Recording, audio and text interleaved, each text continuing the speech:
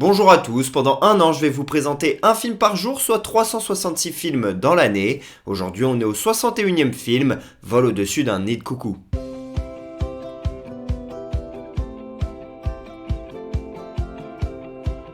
Vol au-dessus d'un nid de coucou est un film sorti en 1975, réalisé par Milos Forman. C'est l'histoire de Randall, interprété par Jack Nicholson, qui est destiné à aller en prison, et pour l'éviter, il va se faire passer pour quelqu'un qui a une maladie mentale. Comme ça, il va aller dans un hôpital psychiatrique, ce qui est quand même un peu mieux que la prison, mais le problème c'est qu'il doit vivre au milieu des fous et de personnes qui ont réellement des maladies mentales, et on va le voir, c'est pas toujours facile. Ce film est l'adaptation d'un roman écrit par Ken Kesey en 1962, il y a aussi eu une pièce de théâtre dans les années 70, et dans le casting, aux côtés de Jack Nicholson, on retrouve Louise Fletcher dans le rôle d'une infirmière assez sévère, et dans le rôle de personnes qui ont des maladies mentales, on a Christopher Lloyd, qu'on l'on connaît pour son rôle de Doc dans Retour vers le futur, et puis on a également Danny DeVito. Le réalisateur de ce film est Milos Forman, à qui l'on doit également Amadeus ou encore Man on the Moon. Il a obtenu l'Oscar de la meilleure réalisation pour son travail, un des 5 Oscars du film avec celui du meilleur film, du meilleur acteur, de la meilleure actrice, ainsi que du meilleur scénario adapté. Le film a aussi été un gros succès au box-office,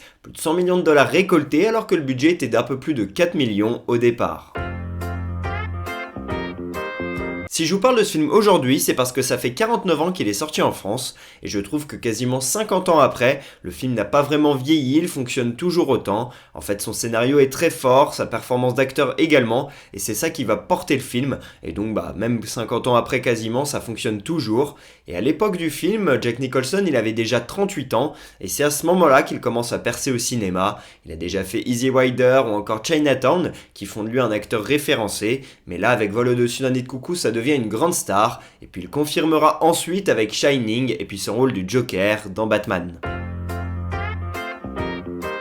Ce film, je me souviens très bien dans quelles conditions je l'ai vu. C'était pendant la période des cours en visio lors des confinements et de la période Covid. J'avais décidé de couper ma caméra, de couper le son, de mettre l'ordi de côté, et puis d'aller dans le salon et de me mettre un film, Vol au-dessus d'un nid de coucou. Donc pendant que le cours se déroulait tranquillement, moi j'étais en train de kiffer devant ce film.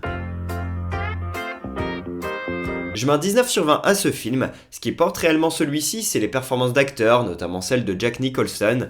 À la base, c'est un mec qui doit aller en tôle qu'on n'est pas forcément censé apprécier, sauf que il se retrouve au milieu de tous ces gens qui ont des maladies mentales. Lui, il essaie de vivre au milieu de tout ça, c'est pas facile, donc on a un côté où on est attaché à lui, et puis de l'autre, on a parfois l'impression qu'il est fou, qu'il pète des câbles, et donc il fait un peu peur, il est assez effrayant. On voit un petit peu les prémices de son jeu dans Shining déjà ici, et sa performance d'acteur est absolument dingue, et c'est vraiment la relation qu'il va créer également avec l'infirmière et avec les autres personnes qui sont malades, et bien qui va avoir un vrai impact dans ce film, et c'est pour ça que je mets 19 à Vol au-dessus d'un nid de coucou.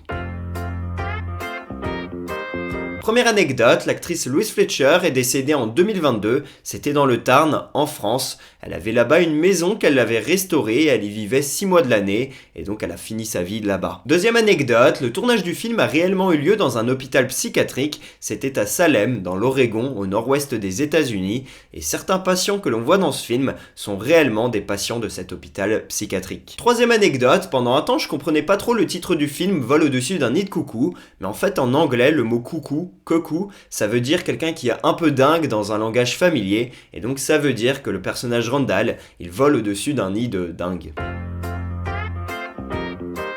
Voilà pour ce 61e épisode d'Un jour un film, j'espère que je vous aurai donné envie de regarder Vol au-dessus d'un nid de coucou. Pour ma part, je vous dis à demain pour parler du 62e film de l'année, et pour que vous sachiez de quel film on va parler, un petit indice, Cluedo. Dites-moi en commentaire si vous voyez de quel film on va parler, à demain.